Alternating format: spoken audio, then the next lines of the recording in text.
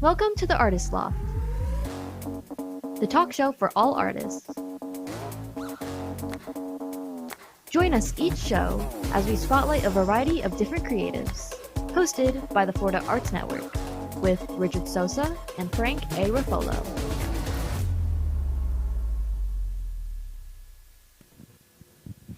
Hey, Lofties, we're back. yes, welcome back to another episode of the Artist Loft.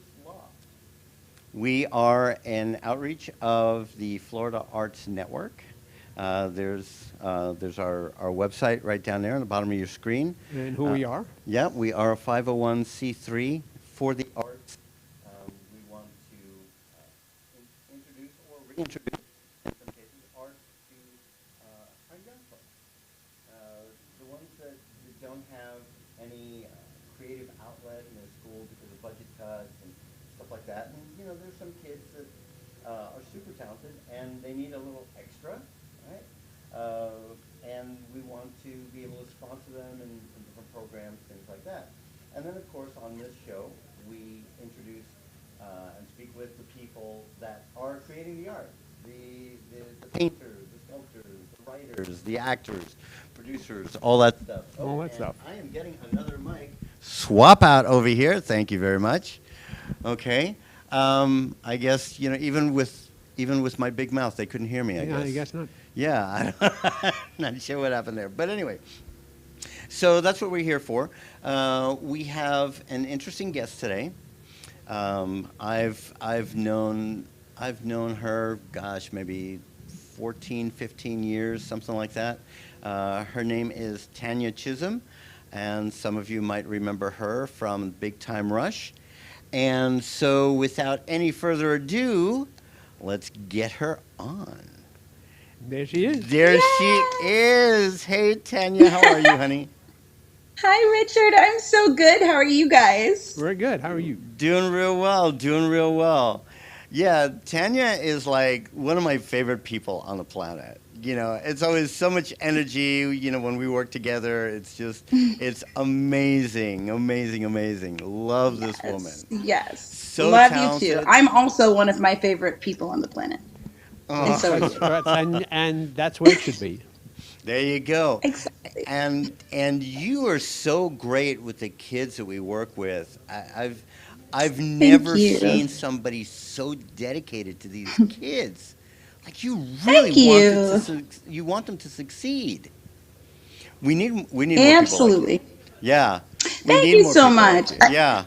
We have really do. a deep connection to children and remember what it was like to be that age and to want to do this amazing thing.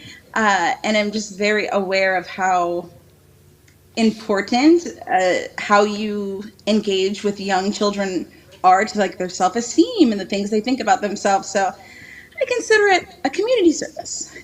Yeah. Oh, absolutely. And I may be tapping you on the shoulder for some stuff that I've got coming up. Surprisingly enough, not just with films, but I'll have to call you and tell you more about that. Tap away. Yeah, because there are things that we're working on as an organization to help kids that have been rescued from human trafficking and stuff like that. Oh my gosh, yes. Yeah, because yes. arts. Yeah, you know how therapeutic the arts are. It's amazing. So therapeutic. I mean, Yeah. I feel like all artists have just been traumatized in some way and has alchemized that into their art. Yeah, absolutely. So now tell us a little bit about how you got started. Where and when? Yeah. Well, so growing up, so I feel like you've probably heard this story before because I tell it when I teach. I have, but I for remember the sake of our audience, Yeah. all 5 people. I remember being, yes, being Okay. 7 years old, and I played the Angel of the Lord in a school Christmas pageant. Mhm. And I remember just being very serious about it, learning my lines, da da da da. And then when I did the performance, I opened the show. It was in the school gymnasium, and I had to like stand with my hands up like this and sing, "Bless you, my child, for you have been a blessing. May the Lord God shine down upon you this day." Blah, blah, blah. Yeah. And just for the first, I don't know, it felt like 30 minutes. It was probably like 2 seconds. It was like this stopping of time. I was just like, oh my God, I want to do this forever. Like, it's such an amazing feeling. Everyone watching you from the stage, and like all these people are just they're gonna listen to me. Yeah. And from that moment on, I was like, I want to perform. Yeah. So, because I grew up in Florida, where you guys are, Hmm. at the time there wasn't really a ton of industry there. And so, growing up, I just did, I was a dancer, or I am a dancer. Hmm. So, I just kind of did anything that I could to perform: dancing, school plays, piano, anything to kind of get on stage and in front of people. I used to put on my own plays when I was a kid in the summer. Yeah. And then, yeah, I make my remember cousins doing like that. dress I up. remember doing that myself. Yeah. And that's what we're Totally. trying to do is bring that industry back down here. It's right. And it's such a great time to do so because, with such emergence in technology, when I was coming up, you really had to be in LA. And I mean, obviously LA is a great place to be in, but if you're here and you want to start, you can absolutely do Oh, so. absolutely. Oh, yeah. Yeah. Yeah, I know. So it wasn't until I graduated high school that I went to, I was like, well, if I'm going to be an actor, I should probably like learn something about acting. So I decided to go to UCLA, and I studied theater with an emphasis in musical theater. Hmm. And funny story, how I chose going to UCLA, because I was like, if I have to be in LA, the two colleges are UCLA and USC. And I got into Hmm. both of them. Hmm. But then I saw a Fresh Prince of Bel-Air episode where Will was the mascot of CULA. Uh-huh. And when I went to visit the school, I was like,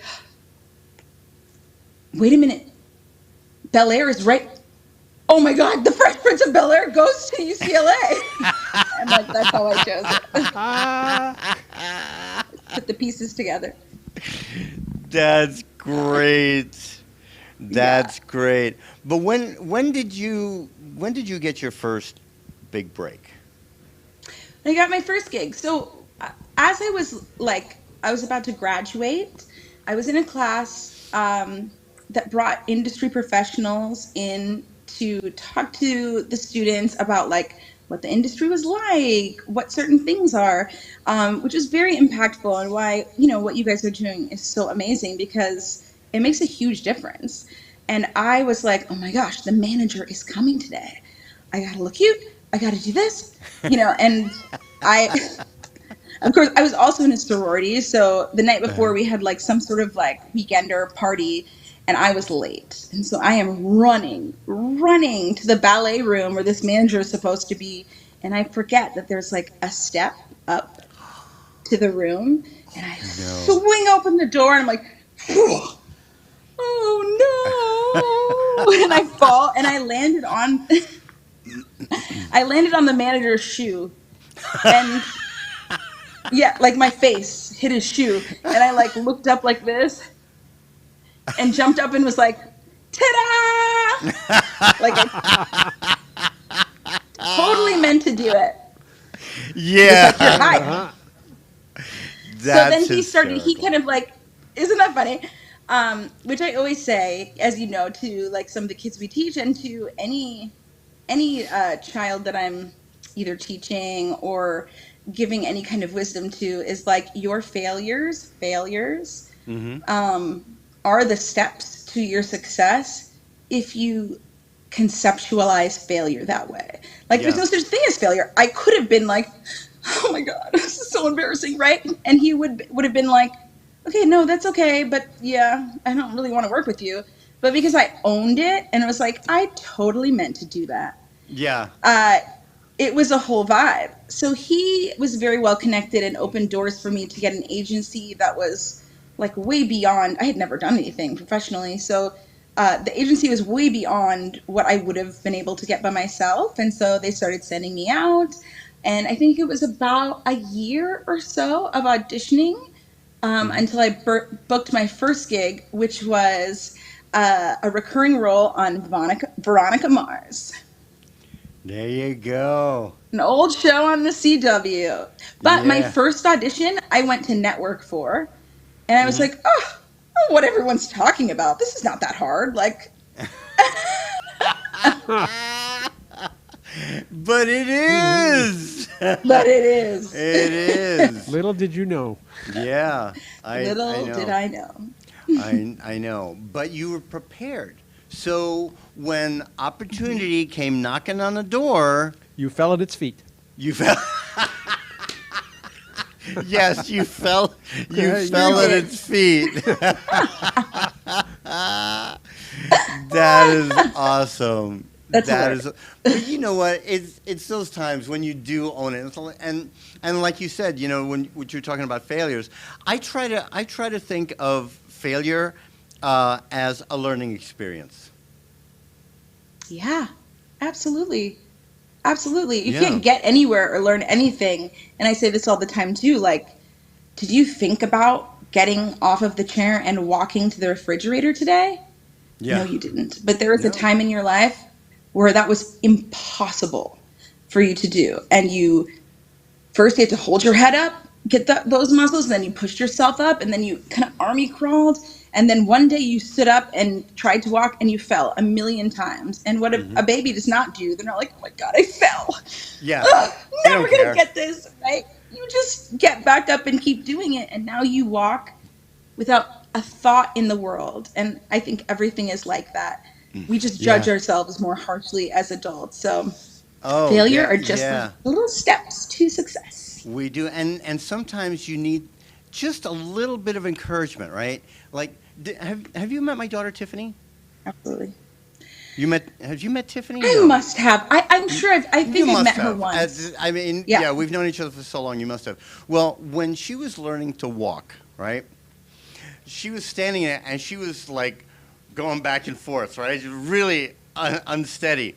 So I gave her a paper bag and she grabbed onto the paper bag. She's holding it in the air, but she's holding on to something, right? And that steadied her. Yeah. And then she kept walking. It was Totally. hysterical. Absolutely Totally. hysterical. I'm like, she Because just it needs to wasn't hold like on to anchored to something. the ground or anything. Yeah, I know. I knew she just had to hold on to something, so I gave her the paper bag. And she held on to it and she Love it. kept on walking. Yeah, you're right. Then that is really what encouragement does. Yeah, it absolutely does. You know, and I mean, and in this industry, we don't get as much encouragement as we'd like a lot of times. Yeah. Yeah, I had an editor, and the story was relayed to me by a director for a film that I did. The editor said some amazing things about my performance, and the director told me about it, and I was like, "Wow, okay, that's really cool to hear. Yeah. It really is cool to hear." Yeah, So totally. yeah, It's almost like this culture of like, because it's such a quote unquote hard thing to do, that like which is why I always, if I'm in a position where a younger performer would see me as like in a position of authority or leadership, always try and do that because it's easy to forget how it feels to be like just starting out or feel oh yeah, a little insecure about like, ooh, am I doing it right? And most of the time it's not purposeful. It's just there's lots going on and everyone has their own specific job to do. But I think the more that we can encourage people, I mean, just in general, but specifically in the arts, because it is a scenario that's like, there's a lot of quote unquote failing, hmm, even though it's not failing. yeah, But there's a lot yeah, of like trying to get something and not getting it, trying to get something and not getting it. And we could think that that's about us. But if you really approach it from the perspective of like creation and fun, uh, I feel like you book so much more. And the yeah. things you don't book, you had a blast doing it. Oh yeah, absolutely. Because I mean, you go on 100 auditions when you're first starting out. You go on like 100 auditions before you get your first gig. Yeah. And if you think about every audition that you didn't get, you'll go crazy. You just Oh, have yeah. to, yeah, you just have to audition and then just forget about it. Don't even think about it. And if you get the call back, hey, cool. If not, what audition, right? Yeah. Writing's the same way. You can send out 200 letters before somebody takes whatever you want. Yeah. All right. Oh, A lot of yeah. people don't even respond. Oh yeah, I know. Okay, so we just Right. got the signal. We're gonna break for commercial real quick, and we'll be right back with Tanya.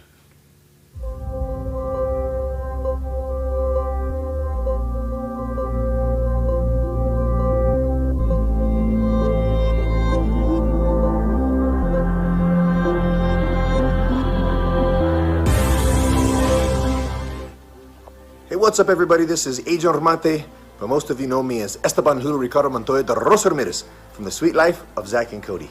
I just wanted to give a shout out to my man Richard Sosa. He is one of the best acting coaches that I've had the pleasure to work with, and he's actually worked with me in my program for many years, and I highly recommend this guy. So if you have an opportunity to work with him, what are you waiting for? Now, get out of my face. Esteban Julio Ricardo Montoya de Rosa Ramirez. I'm out. Frank A. Ruffolo, a renowned author and screenwriter known for his books such as 10048, Blue Falcon, Memoir of a Soldier, and his latest, Samuel of Sarah.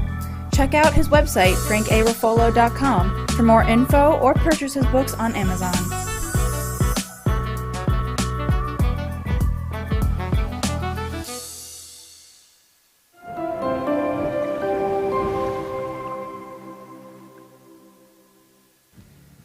All right, and we're back with Tanya Chisholm talking about a bunch of things acting and her experience and everything. So, Tanya, come back out of hiding. Oh, there you are. There he is. Okay, so were you able to see the commercial? Were you able to see? The I commercial? was.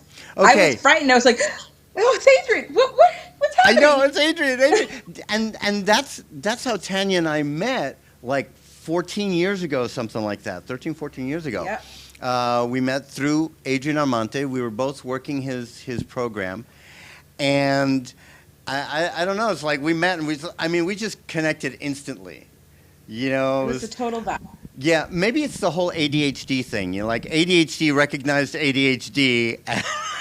Listen, We were- it's like literally all of us in the business. It's crazy. So when we were working together in Orlando, how long ago was that? When was that? That was earlier on in the year, March or so. Yeah. I'm asking another ADHDer about Like, I don't time know. passage. Yeah. That could have been 14 years ago. For Yeah, all I'm concerned. I know, right? But there was like 4 or 5 of us, just huddled together. We're talking about it, just sharing our experiences, and it's crazy. It's crazy, crazy, crazy. But okay, so how did you get on Big Time Rush? Because I mean, you were doing that for a little bit. You were doing that for a minute. I auditioned for it. And then I booked that audition. Nice. But you were not a high schooler. You were playing a high schooler. No, I was not. No, well, actually, in Big Time Rush, I wasn't playing a high schooler. But for many of the jobs I've done that's right. in my career, I have been playing a high schooler. Yeah. I think the character I played on Big Time Rush, Kelly, was probably like 25-ish. But I would say like 98% of the things I've done, I've played a high schooler. And Yeah. I'm not in high school. Yeah. No. Neither am I. I could probably play a college student. No. No. Okay, they're laughing back there. You can They're laughing absolutely in play the a back. college student.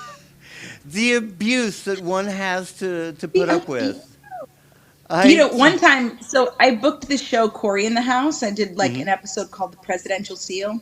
Mm-hmm. And in that episode, I had to kiss him. Mm-hmm. And I was 25, I think, 25, 26. and he was 15 Oh, years. It was so awkward. I mean, it wasn't like a kiss, it yeah, was just like a, but it was still like, this is A, illegal, and yeah, B, just very creepy, strange. Yeah. creepy. Yeah, and some of that stuff happens in the industry. It's just it's crazy, and you do what you can to kind of stay away from some of it. But people lie about their ages too in this industry a lot. Um, No. who I know, right? I keep telling people I'm 35. Um, You don't look a day over 26. oh, thank you And don't so let anyone much. tell you differently. Thank you so much, Tanya. Well, who was the guy that played the brother in Hannah Montana? He was playing a 16-year-old. He was in his 30s. Oh, yeah. Mm-hmm. Yeah, Yeah. he was And in that's his the thing. 30s. I always tell people, like, when you watch TV, you look at the actors on TV and you're like, oh my God, they're so pretty. You're like, they're so polished or put together. Like, why don't I look like that? And I'm like, because they're not 14, they're Yeah, 35. So please don't yeah, judge yourself Yeah, against Tom the Holland in high Spider-Man schoolers on TV. played a kid in high school, and he's in his 20s. yeah, yeah. And it makes a difference. When you are older, you are kind of more put together, so to speak, Of right? Physically, course. mentally, and stuff. Absolutely. And all they do is they just put the right hairstyle and the right clothing on you to make you look younger, but you're naturally Right. going to be more there, You right? carry yourself differently. Yeah. Yes, you do. You Like carry me, yourself. I'm 76, but in Celsius, I'm 25. Yeah. I haven't heard that. That's funny. That's funny. That's great. I've never heard that. Hilarious. Oh my gosh, I'm 76, but Hilarious. in Celsius, I'm 25. Okay, see, I'm gonna have to figure out what my So what funny. my age is in Celsius. Oh my gosh. So what was give me one of your best experiences and one of your most traumatic experiences in this industry. Well, the traumatic would be In the today. business, Traumatic would be today. I'm gonna cry into my pillow all night tonight. No, my best experience, I would say, like overall, was just Big Time Rush in general. Just Yeah, because, as an actor, the vast majority of us don't get series regular roles. yeah, It's a process of booking something and then you're off that something. You got to book something else, then you're off that thing. So the series regular role was like yeah, it's almost like you have a job like all of your other friends have a job. You yeah. know when you're going to be working. You work Monday through Friday from 6 to 6, and you know when you're going to be off, and you know how much money you're making, which for an artist is like, wait, what? And I'm doing something fun? This is Yes. amazing. And not Yeah. only that, but the people on that show, all of the actors, the crew, the makeup people, everyone was so cool and Yeah. nice and funny. It really was such like a family environment. And everyone that came on the show who was like guest starring on the show said so. They were like, I have never been on a set where everyone like loves each other so much. So it's just like constant laughter. And it was actually the experience that made me want to do comedy as Mm-hmm. opposed to drama because, as an actor, we're like, I just want to do like the deep things. I want to like be the drug addicted woman on the side of the road and feel it all. Uh, but when you realize what being on set is like and how you're like, oh, you're going to do this scene 1,600 times. And then I. you're going to turn it around and do it 1,600 more times. Yep. Doing something that is fun and makes you laugh with other people who are fun and make you laugh, it just is such a beautiful and like great work day. Yeah. I'm like, please Yeah. put me on some other Nickelodeon series. I love it. Which before it would have been like, but this isn't serious acting, you know. Yeah. But comedy, that kind of comedy is very vaudevillian, and it is like intrinsic to all of the other styles of acting. Like, Hmm. let's say if you can make a child laugh, Yeah. Yeah. And let me you tell you, because children don't laugh at lies; they laugh at what is true. And for yes. comedy to work, it has to be the truth. Yeah. And yeah, exactly. I was talking about that the other day, that, comedy has to have truth in it for it to be funny. Has to. Yeah. And what you were saying before about, filming something 1,600 times and turning it around, yeah, I think A most lot. people don't realize how much work it actually Yeah. is. It No, really I is. didn't. And Yeah. if you don't like what you're doing 1,600 times, that's going to be a very tedious job. Yeah. It's the Yeah. worst. I Yeah. remember I had booked Rizzoli, a guest star in Rizzoli and Isles, which they shot on the same lot that we did. So I Hmm. went from filming Big Time Rush and then just like popped over to this other soundstage to do Rizzoli and Isles, and I was like, this is the worst. Like I was talking about rape and it was a dark room and no one was friends. I was like, can you give me the closet full of puppies any day of the week? Yeah. Yeah, and here you are doing your lines, and first they have to do the establishing, the wide shot, then they have to do the close-ups, then they have to do the reaction shots, and you have to do it the same way every time. Every time. Yeah, Yeah. it is. It's a lot. It's a It's lot a lot of of work. work. Yeah.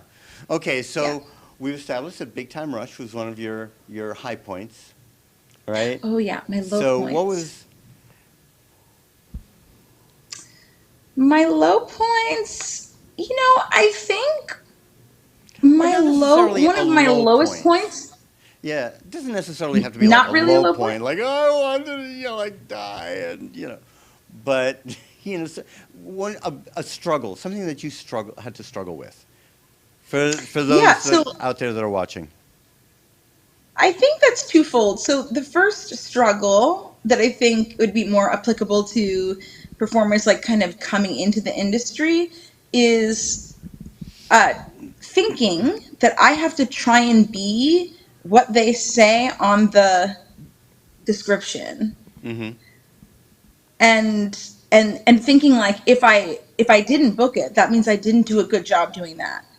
Yeah. So realizing that like they have an idea of what they want, but like that's the whole reason they're bringing you in so that they can get your idea Mm-hmm. and to take like what is intrinsically you, obviously within reason. If you're playing a murderer, you're not going to be like da da da da da da, like tap dancing in. But Yeah. maybe I mean, like to take what is intrinsically you and see like how can I say these words in a way that makes sense with the character, in a way that is authentically me, Mm-hmm. because everyone else can't be you. It's like your one thing that you have over everyone else is like your unique perspective. Yeah. And I feel like when I realize that like, oh, they don't know what they want, that's why they're hiring the creative person, is to Yeah. give them options. And Yeah. like it has nothing to do with you whether they didn't hire you or not.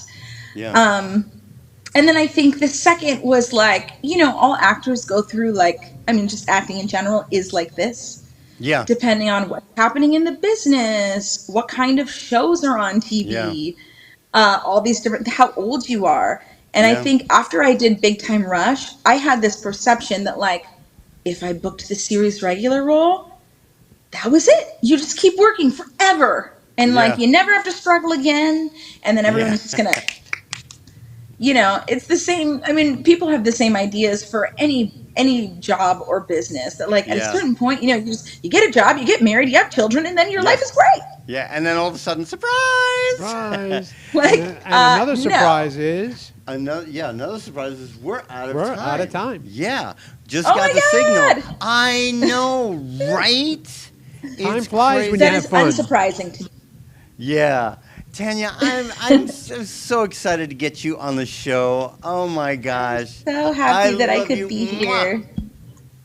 Love you You're guys. Thank you awesome. so much for Thank having you. me. I really Nice appreciate meeting you. it. All righty. Nice to Take meet you care, too. Tanya. All right. You too. Bye, guys. Bye-bye. Bye. All right. So yeah, a lot of love there. She is awesome. She's funny. She is funny. She is absolutely hysterical. All right. So one more time as we leave, we are FloridaArtsNetwork.org. We are a 501c3, and you can. There's a website right there. Check us out, and if there's Make a donation.